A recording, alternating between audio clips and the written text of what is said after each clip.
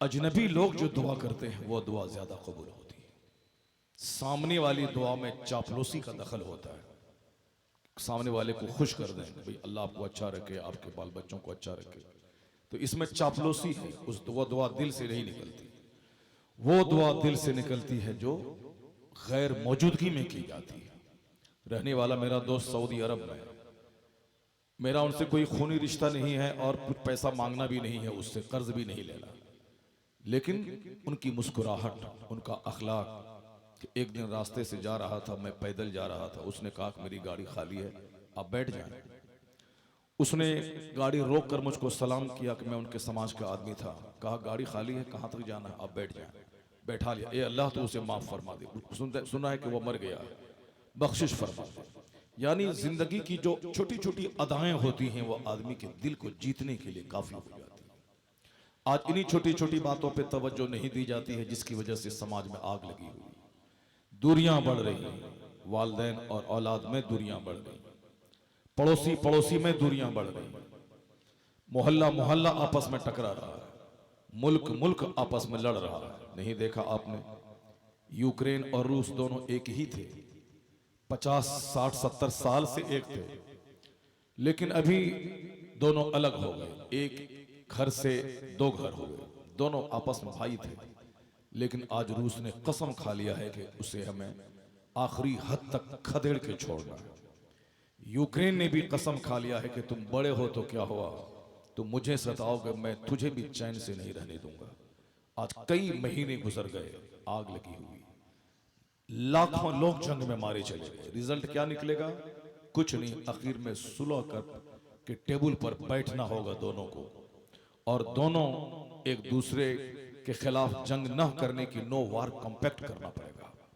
इस बीच में कई लाख लोग चले जाएंगे। एक भाई दूसरे को मारने को तैयार है, आग लगी हुई है पूरी दुनिया में। कहीं शेख और पठान की जंग है, कहीं अंसारी मंसूरी की जंग है, कहीं राजपूत ब्राह्मण की जंग है, कहीं हरिजन और अगड़ी जाति की जंग है। जंग है, अक्सर जगहों पे जंग है। और आज जिस जिंदगी से हम लोग गुजर रहे हैं उसमें गुस्सा ज्यादा है, नरमी कम है, घमंड ज्यादा है, उसमें एक दूसरों की कदरदानी कम है। यहां पे उरियानियत और फहाशी ज्यादा है, और हया और शर्म की कैफियत कम है। आज का यह जलसा एक अजीमुशान जलसा, जो बहुत दिनों के बाद इतना खूबसूरत जलसा देखने को मिल रहा है। जलसे तो मैंने कल भी पढ़े हैं, बाराबंकी लखनऊ के पास मजमा, वहां भी बहुत अच्छा था, मगर इतना अच्छा नहीं था। मैंने परसों की रात इलाहाबाद में मदरसा सुबहानिया, जहाँ हुजूर मुजाहिद मिल्लत तालीम हासिल किए हैं, उस मदरसे में जलसे में था। वहां भी जलसा हुआ, मगर इतना बड़ा मजमा नहीं था। उससे पहले मैंने कानपुर में तीसरी रात को जलसा पड़ा, वहां बहुत बड़ा मदरसा था, लगभग 25-30 उलमा इकराम की दस्तारबंदी हुई, मगर इतना बड़ा खूबसूरत मजमा नहीं था। आज जो खूबसूरत मजमा मैं देख रहा हूं, 5 आदमी के बीच में मैं 2 घंटा बोलता हूं, और आज यहाँ 5000 से ज्यादा का मजमा है। कितने घंटे बोलूंगा आप समझ सकते हैं आप। क्या बात। अल्लाह तबारक व तआला आप सबों को सलामत रखे, मगर शर्त है कि सारे लोग बैठे रहेंगे तब। अगर 2-4 लोग यहाँ से उठ के खड़े होके जाने लगे तब फिर मेरा भी दिल उचाट हो जाएगा, मैं भी गुफ्तगू बंद कर दूंगा। अगर सारे लोग बैठे रहे जिस तरह भी बैठे हैं तो अल्हम्दुलिल्लाह, जब तक आप सुनते रहेंगे फकीर आपको सुनाता रहेगा। क्या हमारे बात है। हमारे इमाम साहब घबरा गए कि हाथ में आपने माइक ले लिया तो आपके हाथ में दर्द हो जाएगा, लगता है कि अब आधा घंटा में छुट्टी पा लेंगे। ऐसा नहीं है, 4-4 घंटे अल्हम्दुलिल्लाह हाथ से हाथ में माइक रहेगा, फिर भी मैं अल्लाह रसूल की बात बोलने के सदके में थकूंगा नहीं। अल्हम्दुलिल्लाह, सुभान अल्लाह। क्या बात। मेरी माँ बहन बेटियां सब पर्दे में रहें, गौर से सुने जो कुछ मैं कहने जा रहा हूं। बस पहली बात जब छिड़ गई है कि आज अमन और चैन और सुकून की तलाश है, वो सुकून है कहां, वो चैन है कहां? आग लगी है हर जगह हर तरफ, उसका इलाज किसके पास है? कौन इसका इलाज करेगा? मैं भी बोलता हूं तुझे मार दूंगा, आप भी कहते हैं मैं तुझे मार दूंगा। ये बताएं कि जब हम एक दूसरे को मार देंगे तो फिर हमारे बीच में सुलह कौन करवाएगा? हाँ? क्या हुआ भाई? अच्छा कौन? अच्छा अच्छा अच्छा अच्छा, ठीक है। तो इस इलाके के बैठे रहे, लोग सब बैठे रहे। इस इलाके के एक जिम्मेदार आलिम थे हज़रत मौलाना अब्दुल अजीज़ साहब ज़ग़म अहले सुन्नत, उनका इंतकाल हो गया। और हज़रत मौलाना शबीहुल क़ादरी साहब थे, उनका भी इंतकाल हो गया। उन्हीं लोगों के रैंक के, उन्हीं लोगों के हम उम्र हम असर एक आलिम दीन मौलाना सिबगतुल्लाह साहब बंकी खाल के, माशाअल्लाह। अब यही बुजुर्ग हैं जिन्होंने इलाके में खिदमतें की हैं। गोपालगंज और सिवान, पूरे बिहार में ये दोनों अजला एक ज़बरदस्त सुन्नियों का गढ़ माना जाता है। सुभान अल्लाह। जहाँ बड़ी बड़ी कॉन्फ्रेंसें हुई हैं, पूरे बिहार और हिंदुस्तान लेवल की कॉन्फ्रेंसें हुई हैं, और आज तक सुन्नी कॉन्फ्रेंस की धमक पूरे हिंदुस्तान में मौजूद है। जो हमारे वॉलंटियर से आगे पीछे कर रहे हैं, उन बच्चों से मैं कहता हूँ तुम लोग भी बैठ जाओ और गुफ्तगू सुनो। सिर्फ यहाँ और वहाँ आगे पीछे लेफ्ट राइट मत करो, बैठ जाओ, गौर से सुनो। और गुफ्तगू सुनने और सुनाने के लिए जलसा हुआ है। मुझे मालूम है कि कल तुम अब रिकॉर्ड को सुन लोगे, अलग बात है।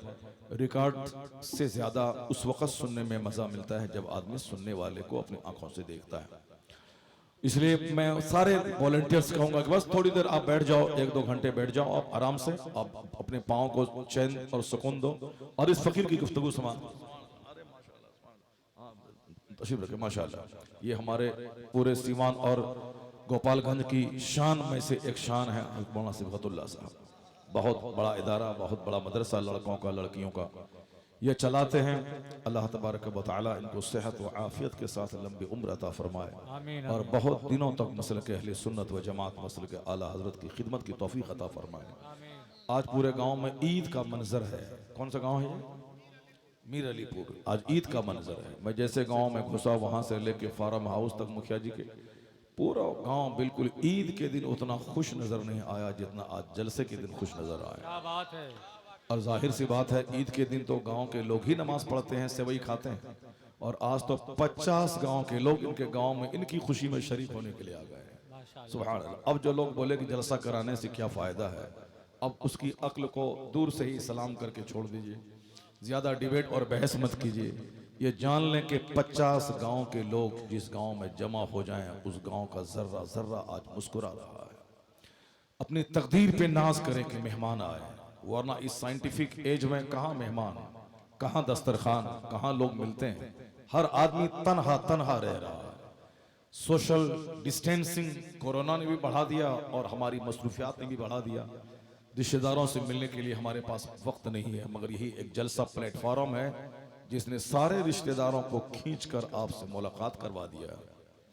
जहाँ 40 मोमिन रहते हैं, एक अल्लाह वाला होता है, और जहाँ 40 उलमा कराम रहे, वहाँ जरूर कोई एक कुतुब रहता है। अब कौन कुतुब है, तो क़यामत के दिन पता चलेगा। क्योंकि बहुत सारे लोगों को मरते वक्त पता चलता है कि मैं अल्लाह का वली हूँ, मरते वक्त जिंदे, और बहुत सारे लोग ये होंगे कि क़यामत के दिन पता चलेगा ये अल्लाह का वली था। जिंदगी में पता नहीं चलता। अगर पता चल जाए मेरे बारे में कि ये कुतुब है इस इलाके का, जो बोल देता है हो जाता है। मेरे सर के एक बाल भी नहीं रहेंगे और मेरे बदन का एक गोश्त भी नहीं बचेगा। सारे लोग आकर के बाल नोच के लेके चले जाएंगे। इसलिए कुतुब को अल्लाह छुपा के रखता है। सरकार आला हजरत रदी अल्लाह ताला अन्हु एक बार बनारस काशी शहर से गुजर रहे थे। एक मंदिर के सामने आपकी पालकी रुकी। आप पालकी से नीचे उतरे और एक शख्स मंदिर से निकला, और दोनों के दरमियान पश्तो जबान में, जो अफगानिस्तानी की जबान है, उस पश्तो जबान में दोनों में बहुत देर तक गुफ्तगू होती रही। सारे लोग दंग थे। मंदिर के एक पंडित जी और आला हजरत, इन दोनों में क्या कौन सा रिश्ता है? मंदिर से ये निकले हैं जो देखने में पंडित जी लग रहे हैं, और ये आला हजरत लाखों उलमा के सरदार हैं, अपने ज़माने के कुतुबुल इरशाद वली कामिल नाइब गौसे आज़म है। दोनों में बहुत देर तक बात होती रही। गुफ्तगू ख़त्म हुई, आला हजरत आगे की मंजिल की तरफ बढ़े, वह मंदिर की तरफ चले गए। किसी ने पूछा कि हुजूर, ये मामला समझ में नहीं आ रहा। वो शख्स मंदिर से निकला था और आप कुतुब वक्त हैं, कौन थे वो हुजूर बता दें। आला हजरत ने कहा कि वो इस बनारस शहर के मौजूदा कुतुब हैं। वो अल्लाह सद, वो मौजूदा कुतुब हैं। अपनी कुतुबियत को छुपाने के लिए वो मंदिर में रहते हैं। अपनी कुतुबियत को छुपाने के लिए वो मंदिर में रहते हैं। मैं कहता हूं कि समाज में लोग तो बेशुमार लोग रहते हैं, लेकिन कौन कुतुब है, कौन वली है जो इसको पहचान ले, वो कौन होता है? वो मेरी तरह हजरत नहीं होता जो कुतुब को पहचान ले, वो करोड़ों हजरतों का आला हजरत होता है। सुभान क्या अल्लाह, बात है। क्या बात है। कैसे कैसे लोग रहते हैं, कोई जंगलों में रहते हैं, कोई कहाँ रहते हैं, कोई कहाँ। बाकी कानून के हिसाब से आप बात करेंगे तो फतवे की जबान में वो अलग बात हो जाएगी, लेकिन जो अल्लाह वालों की निगाहें जो देखती हैं, आप देख लें क़यामत के दिन बहुत सारे लोग होंगे जिसको दुनिया में हमने उनको बेईमान और काफिर समझा था, लेकिन वह लोग जन्नतों की तरफ जाएंगे। लोग कहेंगे अरे ये तो इस्लाम से अलग था, ये जन्नत क्यों जा रहा है? जवाब दिया जाएगा तुम्हारे नजदीक वो काफिर था, मगर मरने से पहले पहले तौबा करके अल्लाह के नजदीक वो मोमिन बन गया था। सुभान अल्लाह। और बहुत सारे लोग दुनिया में जो हमारी तरह नमाज पढ़ते थे, मस्जिद में रहते थे, ईदगाह और जुमा में शरीक होते थे, ईदैन और जुमा में, मगर क़यामत के दिन बहुत सारे लोग इस तरह समाज में रहने वाले काफिरों के साथ जहन्नम की तरफ हकाए जाएंगे। कहा जाएगा ये तो मुसलमान था, मेरी तरह नमाज पढ़ता था, कलमा पढ़ता था। कहा तुम्हारे नजदीक मुसलमान था और मरने से पहले पहले इसने कुफ्र किया था, अल्लाह के नजदीक ये काफिर थे, इसीलिए जहन्नम जा रहे हैं। इसलिए हमेशा अपने ईमान के ताल्लुक से चौकस और चौकन्ना रहना पड़ेगा। दुनिया की कोई भी मसरूफियत, कोई भी दौलत मेरे ईमान को लूटने नहीं पाए। दुनिया की कोई भी मोहब्बत मेरे सीने से ईमान चुराने नहीं पाए। हर हाल में इसकी निगरानी, इसकी हिफाजत करनी पड़ेगी। ये ईमान खतरे में कैसे पड़ता है उसको भी जानना पड़ेगा, और ईमान की हिफाजत कैसे होती है, किन किन तरीकों से, इसको भी जानना पड़ेगा, तब ईमान की दौलत बचेगी। अब चूंकि हमारे नजदीक मकान, दुकान, गाड़ी की बड़ी अहमियत है, इसलिए हम लोग 24 घंटे उसी के बारे में सोचते रहते हैं, ईमान के बारे में नहीं सोचते हैं। हजरत सुफियान सौरी रज़ी अल्लाह तआला अन्हु जो लाखों उलमा के सरदार हैं, जवानी में आलिम बन गए थे, जवान थे। पहले जमाने में बड़ी बरकतें थी। 5 साल से 6 साल की उम्र में लोग बड़ी बड़ी किताबों के पढ़ाने की सलाहियत रखते थे। आला हजरत के बारे में आया है कि 6 साल की उम्र में आपने 3 घंटे तक वो इल्म और हिकमत के मोती आपने लुटाए और दरिया बहाए कि उस वक्त के सारे उलमा दंग रह गए। 70 साल की उम्र में लोग इस कदर जोरदार मानाखेज खिताबत नहीं करते हैं जो आला हजरत ने 6 साल की उम्र में आपने खिताबत कर। क्या बात है। सुभान अल्लाह। बड़ी बरकतें थी उम्र में पहले, और अभी तो साहब 25-30 साल की उम्र को हो गए, एक जुमला अरबी तक नहीं आती है। 20 साल मदरसे के माहौल में गुजार दिए। मुदर्रिस बनने के बाद उर्दू शरह तलाश करते हैं, मिनहाजुल अरबिया का तर्जमा मिल जाए, फारसी की पहली का तर्जमा मिल जाए, जिसको मैं पढ़ाऊं। यह है वक्त की कदर न करने वालों को वक्त भी उसे जलील कर देता है। जो एक एक मिनट को कीमती समझता है, तालिब इल्मी के जमाने में एक एक मिनट को कीमती समझता है, वही आदमी एक अच्छा मुदर्रिस, एक अच्छा शेखुल हदीस और एक अच्छा कामयाब इंसान बन के निकलता है। जो पढ़ने के जमाने में नहीं पढ़ेगा, वो अपनी नाकामी को दूसरों के सर पे डाल देगा। जैसे हिंदुस्तान में आज बहुत सारे बच्चे हैं जो स्कूल कॉलेज में पढ़े, बाप ने जमीन बेचकर एम्स में पढ़ा, अलीगढ़ यूनिवर्सिटी में पढ़ाया, नौकरी नहीं मिली तो बच्चे क्या बोलते हैं, अब्बू ये हिंदुस्तान दूसरों का मुल्क है, यहाँ मुसलमानों को नौकरी नहीं मिलती। वो अपनी कमजोरी पे पर्दा डालने के लिए इस तरह के जुमले बोलते हैं। बाप उनसे बोले कि तुम ये बोल कि तुम्हारे पास कौन सी कमजोरी थी। मैथ अच्छा है तो अंग्रेजी अच्छी नहीं है, अंग्रेजी अच्छी है तो जीके अच्छा नहीं है, जीके अच्छा है तो जीएस सही नहीं है, जीएस सही है तो हिस्ट्री और ज्योग्राफी सही नहीं है। तुम बोल कि मेरा ये पहलू कमजोर है इसलिए मैं जॉब नहीं ले पा। ये बात गलत है कि दूसरों के मुल्क में हम रहते हैं। कौन बोला दूसरों के मुल्क में रहते हैं? अगर हिंदुस्तान की आज़ादी में अगर दूसरों का हक है तो हमारा भी हिस्सा है। हमारे बाप दादाओं ने भी खूब कुर्बानियां दी हैं मुल्क की आज़ादी में। इसलिए ये कहना कि दूसरों का मुल्क है, ये अव्वलन ये बात ही झूठ है। जिसके आबा अजदाद 1200 साल से हिंदुस्तान में रह रहे हो, वो उस मुल्क को तुम दूसरों का मुल्क कहता है? नहीं नहीं, उस सिख का भी मुल्क है, हिंदुओं का भी मुल्क है, मुसलमानों का भी मुल्क है। और अगर हमारी बात कहो, मैं मौलाना हूं, तो अमेरिका की चमकती सड़कों से हम हिंदुस्तान की सड़ी हुई गलियां मुझको ज्यादा प्यारी हैं, चूंकि मैं यहां पैदा हुआ हूं। दूसरे नेता होते हैं जो कहते हैं कि अमेरिका का मॉल बड़ा अच्छा है, सड़कें बड़ी अच्छी हैं, वहाँ के मकानात बड़े अच्छे हैं, चाइना का हुआंग शहर बड़ा खूबसूरत है, वहाँ की यूनिवर्सिटी बीजिंग बहुत ज़बरदस्त है सड़कें।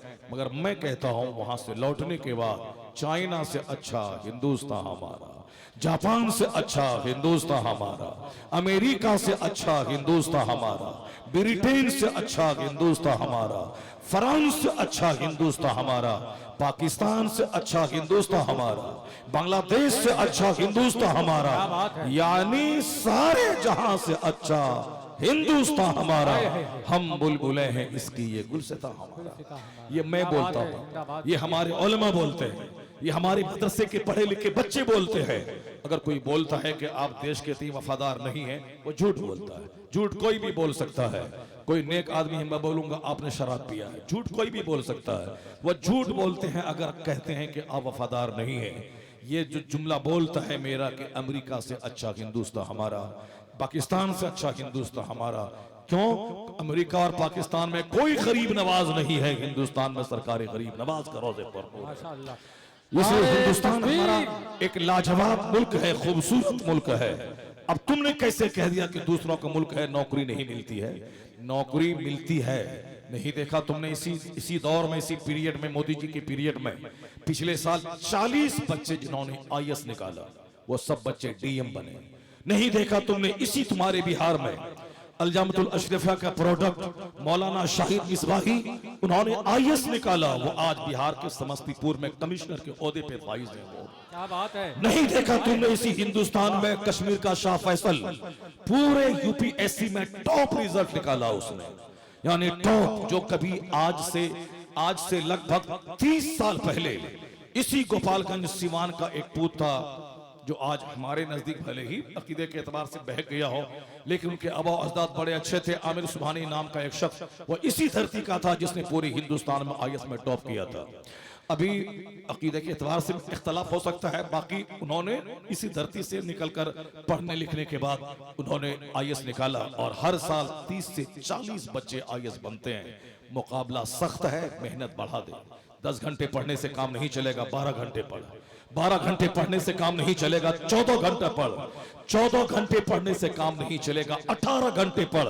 जब मुकाबला सख्त हो तो मेहनत बढ़ा दे, स्टडी बढ़ा दे, और जब मुकाबला सख्त है तो लड़ाई करके नौकरी और जॉब ले। ऐसा नहीं कि किसी नाआल और घटिया आदमी को डीएम बना दिया जाएगा, ऐसा नहीं कि किसी कम पढ़े लिखे को बैंक का मैनेजर बना दिया जाएगा। नहीं नहीं, हर जगह एबिलिटी की तलाश है, हर जगह काबिलियत की तलाश है, हर जगह एबिलिटी, सलाहियत और अहलियत की तलाश है। इस कदर लड़ाई कर और इस कदर तू सजदा कर कि सजदे से रूहानी ताकत मिले, 18 घंटे स्टडी से किताबी सलाहियत मिले। जिनके पास सिर्फ मेहनत है वह तुझसे मुकाबला नहीं कर पाएगा, क्योंकि तुम्हारे पास मेहनत भी रहेगी और खुदा की तरफ से बरकत भी रहेगी। तो हर मैदान में पहले तू कामयाब होगा, बाद में दूसरे लोग कामयाब होंगे। बेशक। अल्लाहु अकबर, अल्लाहु अकबर, या रसूल अल्लाह, या रसूल अल्लाह।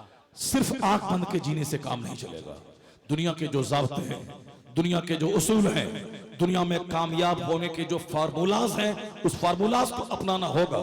सिर्फ जोशीली बात करने से काम नहीं चलेगा। ये दुनिया दारुल अमल है। जिस तरह का पेड़ मैं लगाता हूं उसी तरह का फल निकलता है। यहाँ ऐसा नहीं होता है कि मैं सेब का पेड़ लगा के आम वहां से हासिल करूं, आम का दरख्त लगा के वहां से मैं कटहल हासिल करूं, मैं गेहूं का बीज बो के बासमती चावल हासिल करूं। ऐसा नहीं होता है कि मैं खेत में जाऊं, हल चलाऊं और वहां से सोने की हांडी निकल जाए और मैं ला करके अरबों का मैं घर बना दूं। नहीं होता ऐसा। अगर हांडी मिलती भी है जमीन से तो करोड़ों में और 2-4-500 साल के अंदर में कहीं कहीं ऐसा होता है। शाज़ो नादिर कोई जाब्ता नहीं है। जाब्ता वही है कि जैसी जमीन वैसी फसल, जैसा दरख्त वैसा फल, जैसी मेहनत वैसी कामयाबी। ये जाब्ता है दुनिया के। दुनिया दारुल अमल है, काम की जगह है। अगर मेहनत करेंगे, कोई दलित हरिजन घराने के बच्चे, अब ब्राह्मण के बच्चे अगर सोएंगे खाएंगे वो डीएम नहीं बनेंगे। अगर मेहनत करेंगे राजपूत के बच्चे और मुसलमान के बच्चे खाएंगे सोएंगे, ये डीएम नहीं बनेंगे। डीएम बनने के लिए मेहनत जरूरी है। स्ट्रगल जरूरी है, जद्दोजहद जरूरी है। जन्नत मिलेगी ईमान की बुनियाद पर, मगर दुनिया की कामयाबी मिलेगी मेहनत की बुनियाद पर।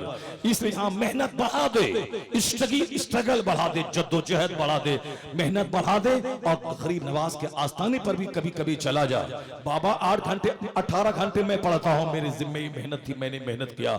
अब सिर्फ मुस्कुरा के आप हाथ उठा के दुआ दे दें, इधर से मेहनत चलेगी, उधर से गरीब नवाज की मुस्कुराहट और दुआ चलेगी, तो फिर यह दोनों मिलके कामयाबी के शाहराह पे आपकी गाड़ी को दौड़ा देगी, मंजिल मकसूद तक पहुंचा देगी। यही कुरान पाक का भी मफहूम है, यही हदीस पाक का भी मफहूम है, यही औलिया और सालिहीन ने मुझे कहा है, यही बुजुर्गान दीन ने भी मुझको कहा है। मेहनत करनी पड़ेगी, मेहनत शर्त है, मेहनत के बगैर कुछ नहीं मिलने वाला है इस दुनिया में। भाई आप लोग बैठते क्यों नहीं हो भाई? बड़ा मसला है। हो तो गया, दस्तारबंदी के सारे सामान आ गए और हमारे सारे लोग मेहमान बैठ गए हैं, सारा मजमा खामोश है।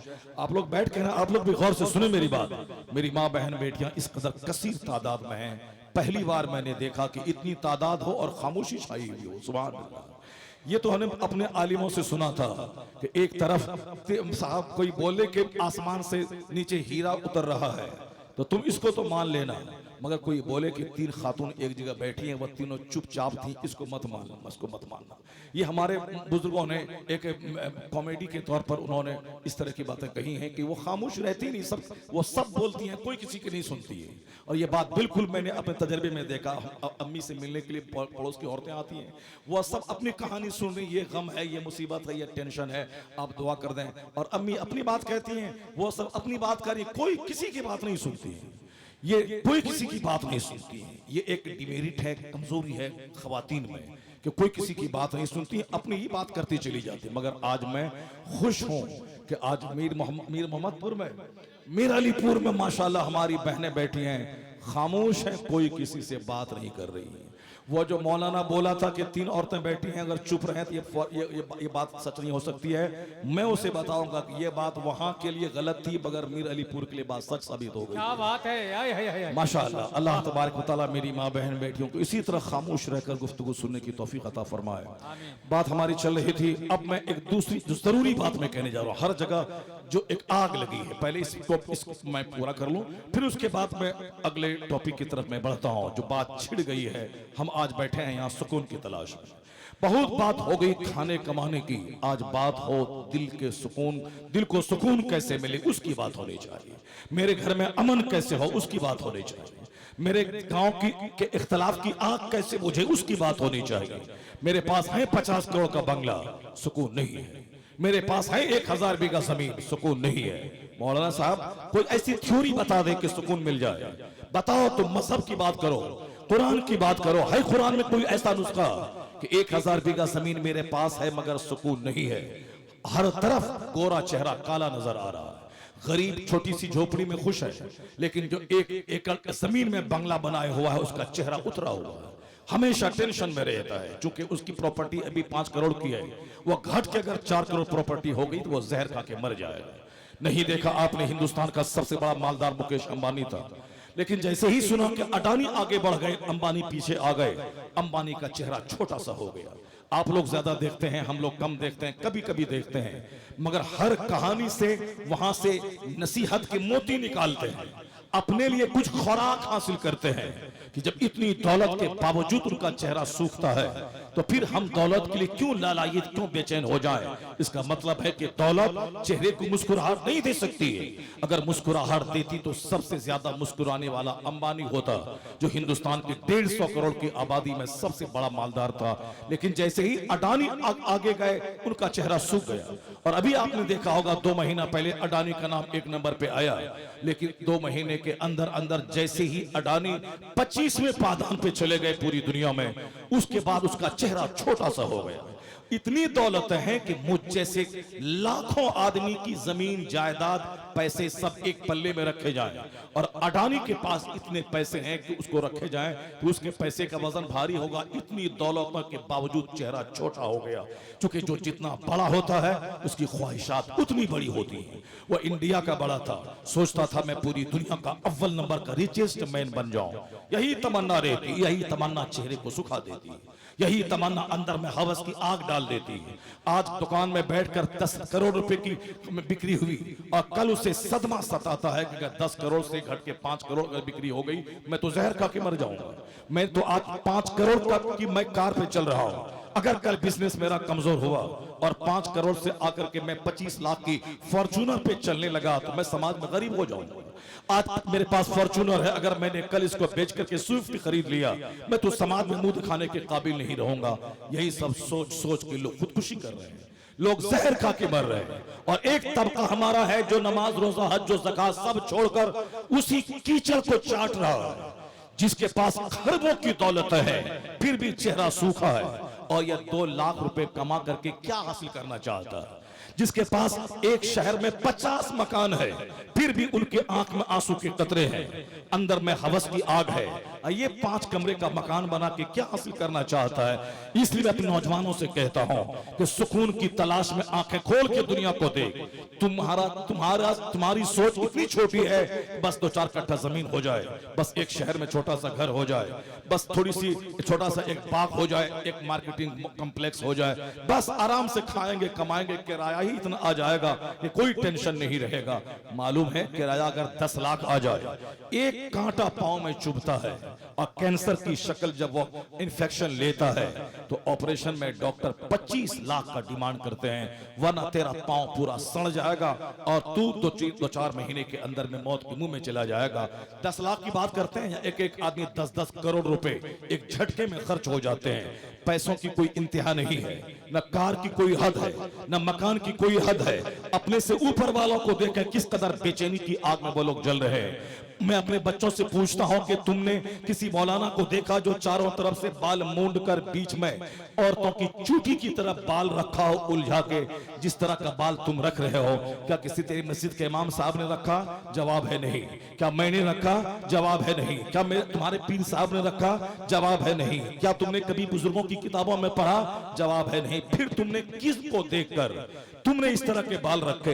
तुमने हाथ में धागा बांधा, तुमने उंगली में अंगूठी पहनी सोने की, तुमने गले में सोने का चैन बांधा, तुमने पांव में लोहे का कड़ा पहना, तुमने अपनी उंगली में सोने की अंगूठी पहनी। मौलाना चिल्लाता रहा कि मर्द को सोना पहनना हराम है, औरतें पहने, औरतें चांदी इस्तेमाल करें, सोना इस्तेमाल करें, औरतें हीरे जवाहरात इस्तेमाल करें। मर्द के लिए पीतल हराम है, तांबा हराम है, सोना हराम है, सिर्फ चांदी की एक अंगूठी जायज है।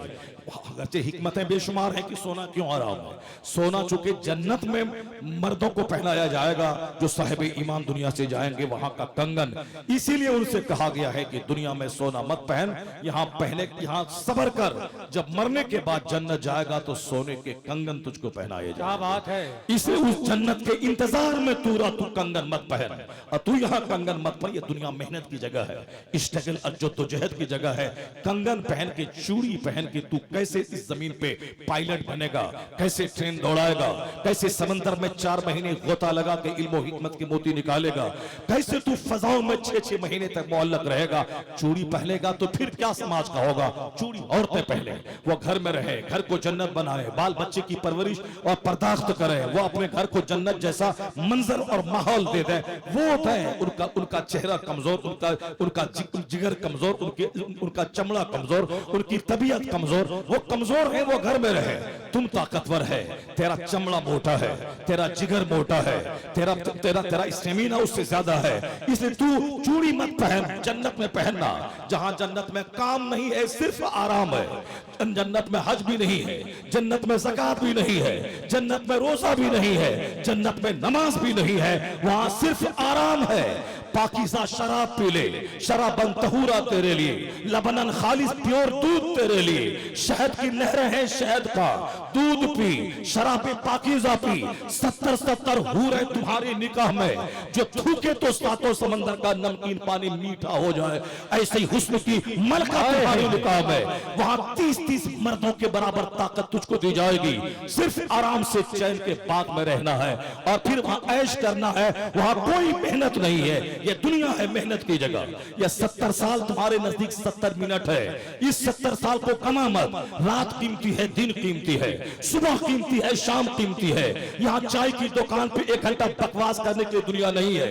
अगर सांस टूट गई, मर गया, तो ढूंढेगा एक एक मिनट के तरसेगा कि 1 मिनट वापस दुनिया में लौटा देता कि मैं एक सजदा कर लूं, 1 मिनट दुनिया में लौटा देता कि मैं 1000 बार दरूद पढ़ लूं, मुझे दुनिया में लौटा दे वापस ताकि मैं 5 रुपया गरीबों में खैरात कर दूं, मुझे लौटा दे दुनिया में ताकि जो मैंने चाय की दुकान पे 5 घंटे गुजारे वो 5 घंटे में दीनी किताब और कुरान की तफसीर का मैं मुताला कर लूं।